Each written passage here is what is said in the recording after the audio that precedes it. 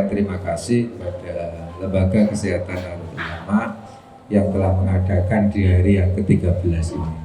Semoga tidak ada satu halangan, rintangan, dan semoga berkah. Selama ini lembaga LKN itu kan tidak kegiatan tertenjang, pengobatan gratis, kan dari kegiatan yang di kantor MNC. Monggo ini sebagai langkah awal biar silaturahmi pengurus LKNU dengan PCNU bisa terjalin, yang pertama. Yang kedua, bisa meramaikan kantor PCNU ini. Betul, serahkan Mas Badar untuk melanjutkan acara ini. Terlebih dulu dimohon kepada Ketua Lembaga Kesehatan NU dalam hal ini Dr. Budi untuk memberikan sepatah banyak kata lah sebelum acara diskusinya kita mulai. Pada Dr. Budi kami persilahkan. Assalamualaikum warahmatullahi wabarakatuh. Alhamdulillah pada sore hari ini kita semuanya masih diberikan kesehatan, masih diberikan waktu luang untuk bareng-bareng bersama-sama berdiskusi. Kalau untuk sore ini kita akan diskusi terkait kesehatan. Nanti akan dipandu oleh Gus Nanda, Gus Dokter Nanda. Ya, nanti monggo kita saling sharing, saling berdiskusi terkait kesehatan, utamanya yang berkaitan dengan puasa. Seperti yang kita ketahui bersama bahwa di dalam puasa itu ada beberapa hal, ada banyak hal yang menurut kesehatan itu sangat penting sekali yang nanti akan diulas oleh Dr. Nanda. Demikian juga puasa itu akan menjadi haram kalau kemudian memang secara kesehatan kita tidak diperbolehkan untuk berpuasa dalam kondisi-kondisi tertentu. Nah, misalkan dalam kondisi dehidrasi berat, kekurangan cairan berat, maka kita memaksa puasa, justru itu menjadi haram. Nah, nanti sama Mas Nanda akan dibahas secara detail dan kita nanti akan berdiskusi. Nanti mungkin juga dari sudut pandang Pak Yai, nanti ada Pak Yai Rofik, guru saya dari SMA ini beliaunya. Nanti beliau juga akan bisa menyampaikan juga, memberikan masukan-masukan dari sudut pandang agama. Ya. Kepada seluruh sejawat semua, teman-teman dokter, teman-teman perawat, teman-teman tenaga kesehatan, semuanya di bidang kesehatan yang hadir pada siang hari ini, mungkin diskusi kita ini yang paling ramai kayaknya. Sengaja saya suruh datang semua Pak, minimal 100 saya bilang gitu. Pokoknya gak perang ya Pak. Terima kasih atas kehadirannya teman-teman sekalian. Semoga dengan kehadiran teman-teman nanti bisa menambah wawasan ilmu dan juga bisa saling sharing dan berdiskusi dengan Mas Nanda dan Dr. Nanang serta sejawat-sejawat Lembaga Kesehatan NU. Selanjutnya ini langsung mawon kita persilahkan Ustadz Nanda nih, nanti ini badhe maringi ngaji kesehatan. Jadi puasa, jika Allah sudah berfirman, hai orang-orang yang beriman, berarti yang tidak beriman tidak dipanggil kan, katanya. Artinya kan sudah percaya. Hai orang-orang yang beriman, diwajibkan atas kamu untuk berpuasa, di mana umat sebelum kamu juga berpuasa agar menjadi umat yang bertakwa. Nah, dari sisi takwa, kalau dari sisi kesehatan sama. Jadi Allah juga ternyata menyuruh kita puasa itu ada dampak kesehatannya juga ternyata. Setelah saya searching, saya browsing, saya mencari banyak penelitian di luar negeri, dari India, dari UK, dari manapun itu. Tidak ada kata-kata puasa Ramadan. Yang ada adalah intermittent fasting, jadi IF. Jadi puasa yang intermittent, artinya sudah terstruktur jamnya pas. Jadi misalkan kita puasa Ramadan ini kan 14 jam dan sudah terstruktur, nah, jamnya itu ya seperti itu sampai menjelang berbuka. Itu kalau kita hitung sekitar 14 jam, sekitar 13 jam lebih. Itu dari beberapa survei, dari beberapa hasil penelitian mengatakan ternyata efektif dan signifikansinya tinggi itu pada orang yang obesitas atau orang yang berat badannya berlebih. Selain itu juga itu ternyata bagus bagi pasien-pasien yang mengalami penyakit degeneratif. Nah, kayak ini, penyakit kronis. Penyakit kronis. Apa aja itu? Nah, penyakit kronis itu ada darah tinggi, ya, hipertensi, ada diabetes. Itu 2 penyakit kronis yang terbanyak. Ternyata juga bisa untuk menstabilkan kondisi gula darah. Bisa. Puasa itu sebagai ibadah dan gaya hidup sehat. Nah, nanti kita akan membahas tentang meninjau manfaat, efek samping, dan panduan amal. Jadi manfaat puasa itu bagi kesehatan itu luar biasa. Mengatur metabolisme tubuh dan kelakar. Jadi panjenengan disuruh puasa ini untuk mengistirahatkan perut, lambung, semua organ-organ di tubuh kita itu diistirahatkan. Kemudian meningkatkan fokus dan kesehatan mental. Nah, bagi yang galau-galau, misalkan ya, mungkin gajinya telat, ya galau. Mungkin gajinya sekarang sudah habis, ya galau. Mungkin ditinggal nikah, galau. Misalkan gitu ya, kosong. Berikutnya ada detoksifikasi alami. Jadi tubuh kita itu luar biasa perlindungan dirinya. Kalau panjenengan sadar, diraba mulai dari atas, panjenengan sudah tahu kan. Mata, kenapa kok mata itu disuruh kita berkedip? Kenapa kok gak melek terus? Panjenengan bisa membayangkan kalau mata itu tidak berkedip sama sekali, melek terus. Apa gak perih? Apa gak kering? Apa gak kena debu terus? Sampai gimana itu? Tujuannya menutup mata itu menghilangkan kotoran. Kira-kira yang membuat tubuh kita bisa sehat, bisa bertahan sampai sekarang tidak lemah, itu pengaruh dari apa? Kira-kira pengaruh dari apa yang kita makan. Jadi tubuh itu membutuhkan unsur-unsur banyak. Jadi yang pertama karbohidrat, unsur karbohidrat. Yang kedua lemak. Yang ketiga protein, mineral, vitamin itu. Nah, makanya di dalam puasa itu sebaiknya memakai karbohidrat kompleks, tapi tidak gampang untuk mendapatkannya. Contoh karbohidrat kompleks, oatmeal biasanya. Kemudian beras merah. Ya, cocok sekali nih. Di puasa itu tadi ya manfaatnya, dan tips-tipsnya waktu panjenengan nanti berbuka sama sahur biar badan tetap fit, sehat menjalani ibadah puasa dalam proses 14 jam ke depan. Jadi harus benar-benar pinter memilih makanan yang harus dimakan. Dalam satu piring yang penting komplit, ya ada karbohidratnya, ya ada lemaknya, lemak sehat ya maksudnya. Kemudian ada proteinnya, vitamin, mineralnya, semuanya. Mungkin bisa merasakan waktu perut kosong terus perih, ngoten nggih?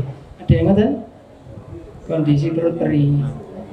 Kemudian itu kalau sampai perut perih panjenengan berarti karbohidratnya mungkin yang jenengan makan itu karbohidrat karbohidrat yang tidak kompleks tadi, yang sederhana. Kalau karbohidrat yang kompleks, insya Allah bertahannya itu agak lama. Saat ini adalah yang peringkat pertama makanan tertinggi adalah gorengan. Kalau di survei nomor 1 adalah gorengan. Nomor 2 minumannya adalah es. Peringkat 1. Kalau di survei, makanya banyak orang yang jualan itu karena paling laris. Tapi kalau dari segi kesehatan, selama minyaknya baru digoreng, itu masih tidak apa-apa. Masih baru. Pengen menambah lemak yang bagus itu alpukat. Kalau panjenengan melihat teman panjenengan atau saudara panjenengan, keluarga, semua yang senengannya maam jeroan, senengannya maam ceker, suwiwi misalkan ya. Terus apa yang berminyak-minyak lah pokoknya. Itu lama-lama livernya pasti kena. Pasti kena. Kalau di USG mesti munculnya fatty liver. Banyak kan perlemakan pada liver. Sayangilah dirimu sendiri karena yang membuat rusak itu kadang awake dhewe sudah tahu itu tidak boleh tapi ya tetap dimakan atau tetap diminum. Jadi Tuhan Allah itu sudah menciptakan sistem kekebalan tubuh kita, sistem pertahanan tubuh kita.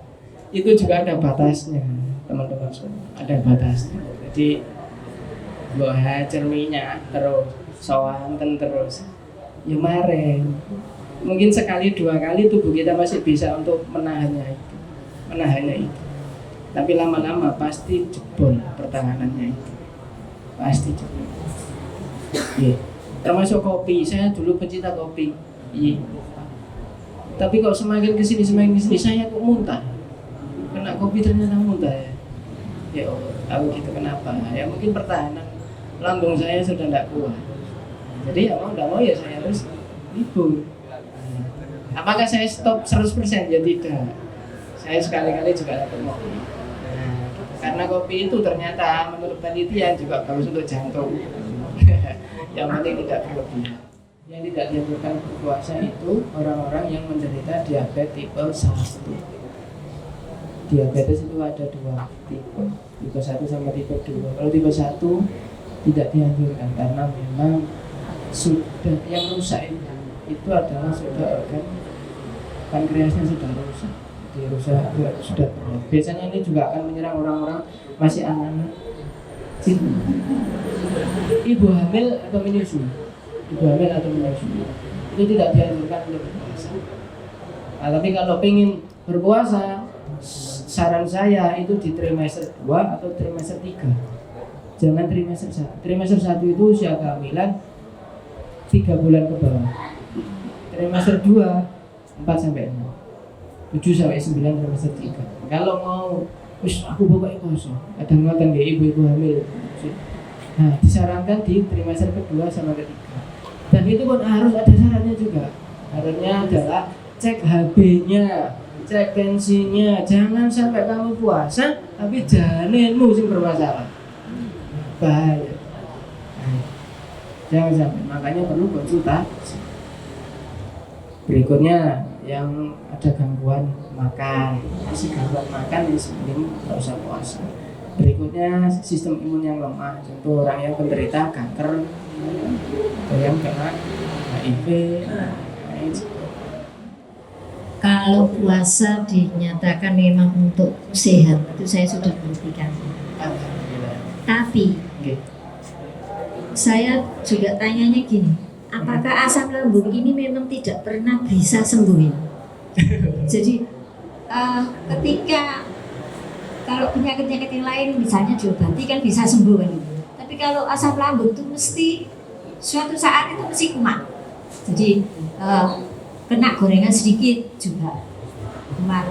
Mungkin sayur misalnya kayak kubis dan apa itu jadi kumat lagi. Jadi saya pikir gini, asam lambung ini memang tidak bisa sembuh ya. Kalau dinyatakan kalau diobati kemudian sembuh itu kayaknya tidak mungkin gitu. Tapi kalau dengan berpuasa memang puasa terus 1 sampai 30 atau 1 sampai 29 memang nggak pernah kumat.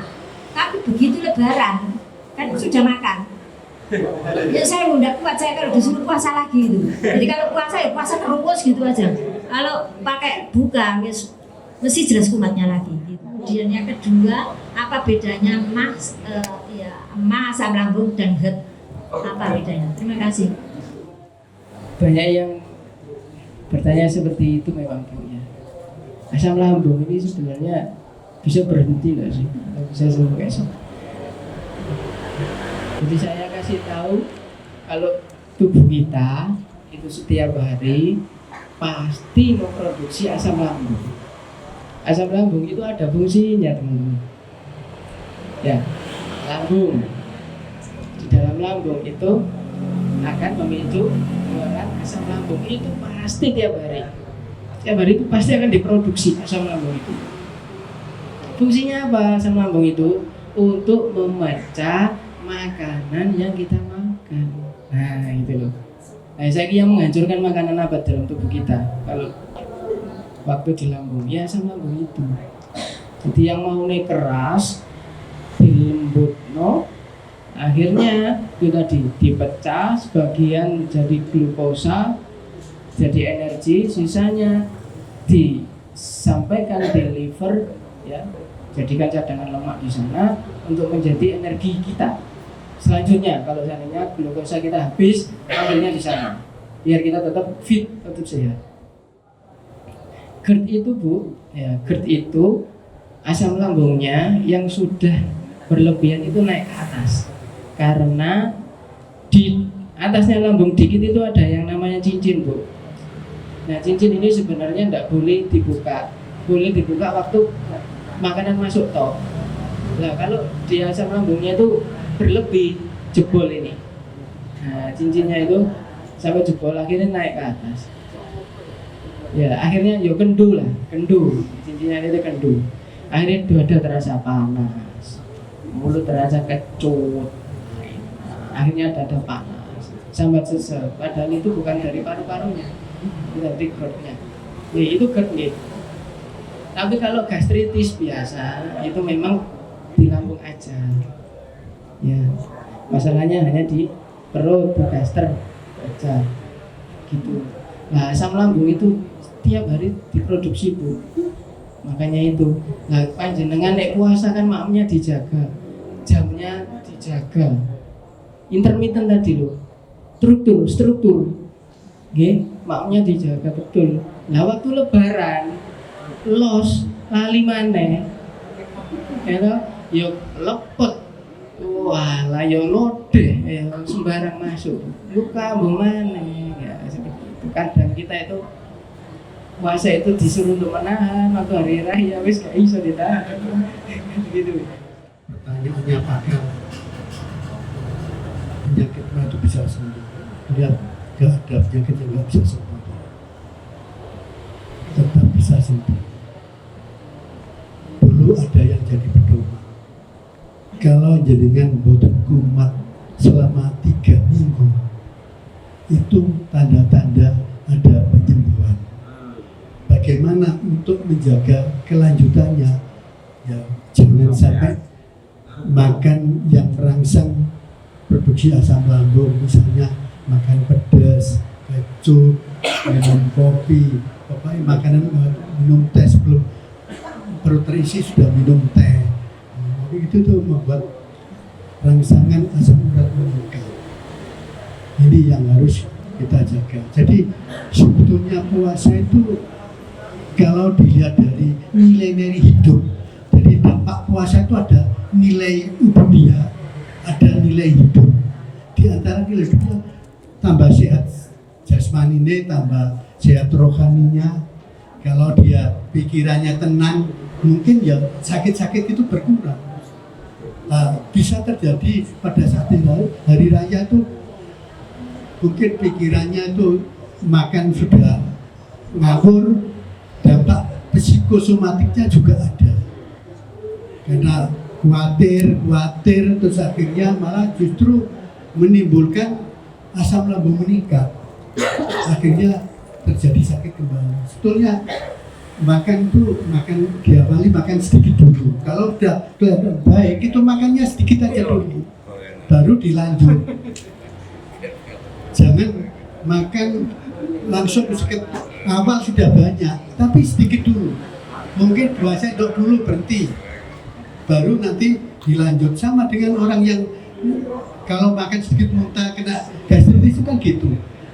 Mampu 1 sendok dulu berhenti, setengah jam lagi baru 1 sendok lagi. Kadang-kadang bisa 2 sendok nggak apa-apa. Kalau pada saat awal sudah setengah piring mungkin mau muntah, tapi artinya mual itu. Tapi kalau diawali sedikit dulu, terus kemudian berapa menit lagi sedikit lagi, mungkin lama-lama tambah banyak nggak apa-apa, adaptasi lama-lama. Nah, pikiran sudah tenang, perut mulai adaptasi, insya Allah itu bisa sembuh, nggak usah khawatir. Biasanya pedomannya dulu saya ingat saya itu kalau 3 minggu sudah tidak sakit, itu biasanya mengarah ke arah sembuh. Ya, jangan ingat-ingat, pertahankan 3 minggu tidak kumat. Walaupun nanti kumat lagi karena faktor makanan, karena luka baru ya bisa terjadi. Tapi kalau pedomannya di dalam lambung itu kalau sudah 3 minggu sudah nggak terasa sakit itu mengarah ke arah sembuh. Walaupun ada luka mengarah luka sembuh. Itu. Jadi gini Bu, yang pertama yang harus kita pahami, mungkin ini juga untuk semua ya, bahwa kita harus membedakan antara asam lambung, gastritis, dan GERD. Jadi asam lambung itu sesuatu yang normal, nggak jadi masalah, meskipun meningkat pun nggak jadi masalah kalau tidak ada keradangan di dalam lambung kita, atau kita nyebutnya gastritis atau MAG. Ya, jadi kalau punya asam lambung ya semua orang punya asam lambung, karena seperti yang disampaikan Mas Nanda tadi, fungsi dari asam lambung itu adalah untuk memecah makanan yang masuk ke dalam pencernaan kita. Ya. Jadi masalah kalau kemudian ada keradangan di situ. Nah, dari penelitian 70-80% ternyata seorang dokter ya yang mendapatkan Nobel pada tahun 90 itu dari penelitiannya menemukan bahwa 70-80% penyebab gastritis atau keradangan lambung itu adalah Helicobacter pylori. Nah, itulah kenapa sekarang dokter-dokter penyakit dalam utamanya yang khusus konsultan gaster itu akan membiopsi atau mengambil jaringan yang ada di lambung untuk memastikan ada enggak infeksi Helicobacter pylori itu, karena itu yang sering menyebabkan gastritis. Nah, itu kalau kita bicara gastritis. Jadi gastritis itu banyak sekali penyebabnya. Ternyata 70%-80% penyebabnya itu infeksi Helicobacter pylori itu. Nah, jenengan ketika konsultasi dengan Dr. Abdurrahman, Gus Dur, direktur kita, itu harus menyampaikan, tuh katanya kemarin Dr. Budi kok ngendikan itu bisa juga karena infeksi. Ya, memang benar 70% Bu. Biasanya kalau jenengan kronis berulang pasti akan dibiopsi untuk memastikan itu. Kalau ada kuman Helicobacter pylori, maka harus dieradikasi atau dimatikan kumannya dengan pemberian antibiotik agar supaya tidak kambuh. Nah, kalau antasida kemudian Befama itu sifatnya adalah simptomatik atau mengurangi keluhan saja, tidak mengobati penyebab utamanya yang tadi bisa karena Helicobacter pylori. Nah, yang 30% apa lagi penyebabnya? Bisa juga karena jenengan konsumsi obat-obatan NSAID atau obat-obatan pegelinu, jamu, itu kan pasti ada campurannya itu. Ada Dexa di situ, ada asam mefenamat, semuanya itu NSAID, non steroid anti inflammation drug, dan itu berbahaya untuk lambung. Kalau dikonsumsi lama bukan hanya gastritis tapi bocor lambungnya, itu yang sering terjadi dan pasien kita juga banyak yang seperti itu. Nah, jadi kalau melihat dengan seperti itu mungkin perlu dievaluasi apakah ada penyebab lain, karena kan masih kambuh terus itu. Kalau memang kemudian jenengan pernah riwayat, kemudian sudah sembuh karena tertentu, misalkan habis konsumsi apa terus nyeri lagi, ya itu yang harus dihindari. Karena memang gastritis itu salah satunya karena faktor makanan tadi. Nah, kalau sekarang kita bicara GERD itu berbeda lagi. Kalau GERD itu penyebabnya karena klepnya atau katupnya dari lambung itu yang sudah londot. Ya harusnya yang tertutup, tapi karena ada kelainan di situ, ada keradangan di situ, ada infeksi di situ, klep dari lambung itu terbuka sehingga asam lambung itu naik ke atas dan keluhannya berbeda dengan gastritis. Ya mungkin bisa sama, tapi sebagian besar berbeda karena ada heartburn, ada nyeri di daerah dada sampai ya ada pahit keluar dan sebagainya, itu karena GERD itu tadi, reflux atau balik istilahnya, karena klepnya itu yang berusaha. Kita bicara tentang kebutuhan cairan, tadi kan dokter Nanda sudah menyampaikan. Jadi kalau pada pasien yang normal atau pada manusia yang normal atau pada kita yang normal, maka kebutuhannya memang 2-3 liter. Kalau kita mau ngitung per berat badan, secara teori itu bisa dihitung minimal itu 30 cc per kilogram berat badan per 24 jam. Jadi misalkan jenengan bobotnya 70, kebutuhannya 2100. Ya, kalau bobotnya sampai 50, ya berbeda sama yang beratnya 70, kalikan 30, 1500. Itu kebutuhan minimal. Maksimal berapa, Dok?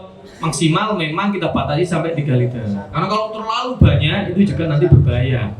Ya, karena sesuatu yang berlebihan itu kan juga tidak bagus. Ya, nanti akan mempengaruhi filtrasi dari ginjal kita itu sendiri. Jadi kalau secara teori maka kebutuhannya adalah 30 cc per kilogram. Ya, seperti yang sampaikan dokter Anda tadi, bagaimana kita memenuhi itu? Pakai 242 itu tadi. 2 ketika buka, 4 ketika malam, 2 ketika sahur.